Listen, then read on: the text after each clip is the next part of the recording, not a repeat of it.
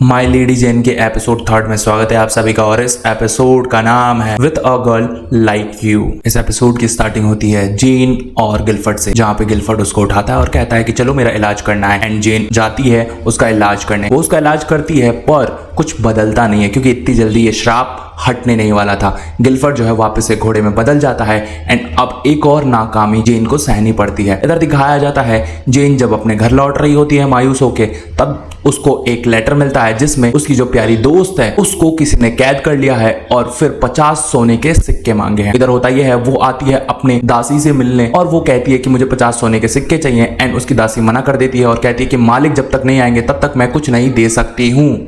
And इधर कहानी shift हो जाती है हमारे डडली पे। डडली जो है एक कैद में बंद है एंड वो सैनिक को बोल रहा होता है कि प्लीज मेरे को छोड़ दो क्योंकि मैंने खून नहीं किया है। एंड वो उसको समझा रहा होता है पर सैनिक जो है मानता नहीं है। एंड फिर वो कहता है कि मुझे मेरे बेटे से मिलना है, मेरे बेटे को बुलाओ। इधर कहानी शिफ्ट हो जाती है मैरी एंड साइमोर पे, जो कि थोड़ी अय्याशियां कर रहे होते हैं। एंड बेस जो है अपने भाई से मिलने के लिए बेकरार है, लेकिन उसको मिलने नहीं दिया जा रहा होता है क्योंकि कौन बताए कि जो एडवर्ड है वो तो अब भाग चुका है। एंड इसके बाद ये लोग खुशियां मना रहे होते हैं। साइमोर बोलता है कि देखो अब ऐलान कर देना चाहिए उसकी मौत का, क्योंकि वो तो अब मर ही गया है ना। वो वसीयत के लिए आगे पीछे डोलने लग जाता है। वो जाता है वसीयत लाने, तब दो सैनिक बताते हैं कि महल में वसीयत नहीं है, वो तो चोरी हो गई है। एंड इधर साइमोर जो है हुक्म दे देता है कि तुम जाके जेन और गिलफर्ड को खत्म करो, क्योंकि अगर वो वसीयत मिल गई और उसमें जेन का नाम हुआ तो हम तो बहुत बुरी तरह फंस जाएंगे।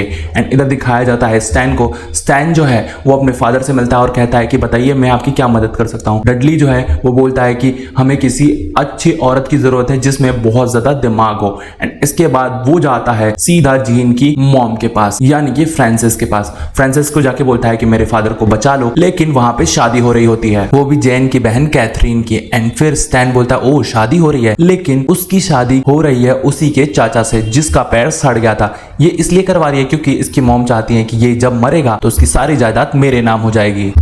कहानी शिफ्ट हो जाती है गिलफर्ड और रानी लेडी पे। एंड ये दोनों डिनर कर रहे होते हैं क्योंकि गिलफर्ड रात में बदल जाता है। जब वो आता है तब जेन कहती है कि देखो मेरे को मेरी दोस्त को बचाने के लिए सोने के सिक्के चाहिए। एंड फिर गिलफर्ड मुंह खोल देता है कि हम कंगाल हो चुके हैं, हमारे पास कुछ भी नहीं है। एंड वो सारे चांदी के बर्तन ले जाती है। इधर दिखाया जाता है जो मैरी है वो ऐलान कर देती है कि राजा अब मर चुका है। एंड वो कहती है कि मैं सारे पशु मानवों को जान से मार दूंगी।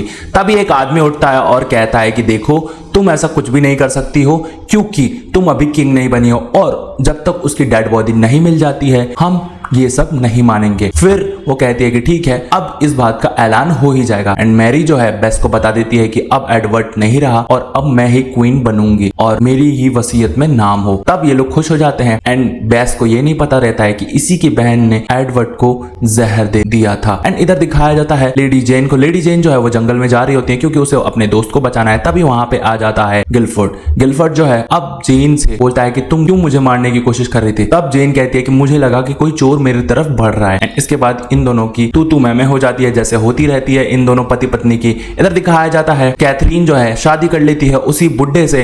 एंड स्टैन जो है वो पटाने की कोशिश करता है उसकी मॉम को, लेकिन उसकी मॉम जो है वो तो पट ही नहीं रही होती हैं। अब होता यह है साइमोर जो है आते हैं एक सेल में जहां पे एक बंदा है जो सेम टू सेम कॉपी बनाता है वसीयत की। एंड वो वसीयत बना देता है जिस वजह से वो उसे जान से मार देता है। इधर दिखाया जाता है जिन सिपाहियों को साइमोर ने भेजा था जेन और गिलफर्ड को मारने के लिए, वो सिपाही आ जाते हैं उनके घर पे, लेकिन उनकी नौकरानी कहती है कि अभी हमारे मालिक और मालकिन नहीं है तो आप यहाँ से चले जाइए, आप कल आइएगा। कहानी शिफ्ट हो जाती है जेन और गिलफर्ड पे। ये दोनों जो है जंगल में जा रहे होते हैं। एंड फिर जेन कहती है कि तुमने खंजर गलत पकड़ा है। गिलफर्ड जो है वो बोलते हैं अच्छा तुम मुझे बताओगे, चलो आ जाओ एक लड़ाई करते हैं, अगर तुमने मेरे हाथ से खंजर छीन लिया तो मैं तुम्हें कुछ भी बताऊंगा। एंड फिर वो उससे प्रॉमिस ले लेती है। ये दोनों लड़ने लग जाते हैं एंड देन क्लोज भी आते हैं। फिर हमारी जेन जो है बड़ी चालाकी से उसके हाथ से खंजर छीन लेती है। इधर दिखाया जाता है हमारे स्टैन जो है वापस से लाइन मारने लग जाते हैं जेन की मदर फ्रांसिस पे, पर अब ये बुढ़िया पटने नहीं वाली थी। एंड स्टैन बोलता है कि देखो मेरा हथियार देखो, जिससे ये बुढ़िया पट जाती है। एंड फिर वो बोलती है कि जाओ मेरे कमरे में इंतजार करो। एंड मजबूरन जो जीन की बहन है उनको शादी करनी पड़ती है उस बुढ़े से, जो उसकी छोटी बहन को बिल्कुल भी पसंद नहीं आता है। इधर दिखाया जाता है जेन और गिलफर्ड जंगल में जा रहे होते हैं। एंड तभी ये लोग बातें करने लग जाते हैं। जेन पहुंच जाती है उस अड्डे पे जिस अड्डे पे जेन की दोस्त को छिपा रखा होता है। एंड जब जेन अपने दोस्त को देखती है वो तो बिल्कुल बाइज्जत बरी होती है, वो बिल्कुल भी बंदी नहीं बनी होती है। तब होता है जेन को गुस्सा आ जाता है और वो अपने दोस्त को कैप में घुस के बोलती है कि तुमने मुझसे झूठ बोला, तुम तो बंदी नहीं हो। एंड देन वो कहती है कि हम जीने के लिए क्या करें, जो सैनिक है एडवर्ड के वो हमारे पीछे पड़े हुए हैं, तो मैंने तुमसे कोई झूठ नहीं बोला। एंड इसके बाद वो बातें करने लग जाती है, अपने लाइफ के बारे में बताने लग जाती है।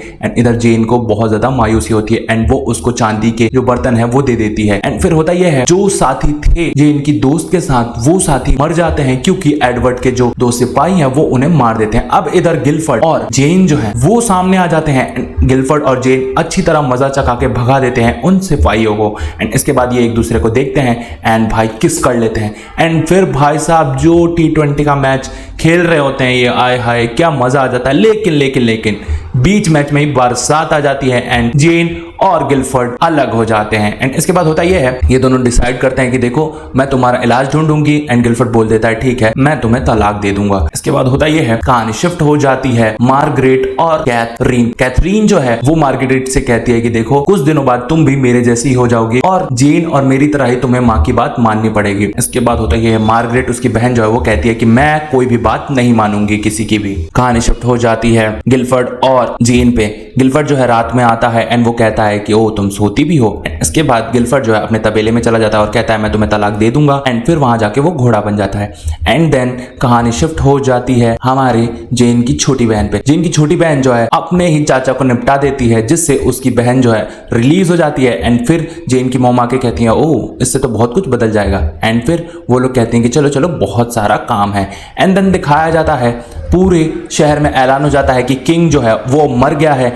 एंड साइमोर जो है वो कहता है कि अब तो बारी आ गई है ऐलान करने की। साइमोर जो है अपनी वसीयत ले जाता है एंड इसके बाद वो मैरी को दे देता है। फिर दिखाया जाता है बेस को। बेस ने जो वसीयत है वो छुपा के रख दी थी और तभी बेस के पास जो डॉगी थी वो उसके हाथ से वो वसीयत छीन लेती है एंड जाके राज दरबार में गिरा देती है, जिससे जो सिपाही है वो वसीयत पढ़ता है एंड उसके तोते उड़ जाते हैं। देन दिखाया जाता है जीन जो है गिलफर्ड के बारे में सोच रही होती है, पढ़ रही होती है। एंड तभी वहां पे एक सिपाही आता है और कहता है कि मैडम आपके लिए संदेश आया है। एंड जिससे पता चलता है जेन को कि मेरा भाई अब नहीं रहा एंड अब उसको एक क्वीन चुन लिया गया है। इधर जेन जो है हक्की बक्की रह जाती है एंड ये जो एपिसोड है वो यहीं खत्म हो जाता है।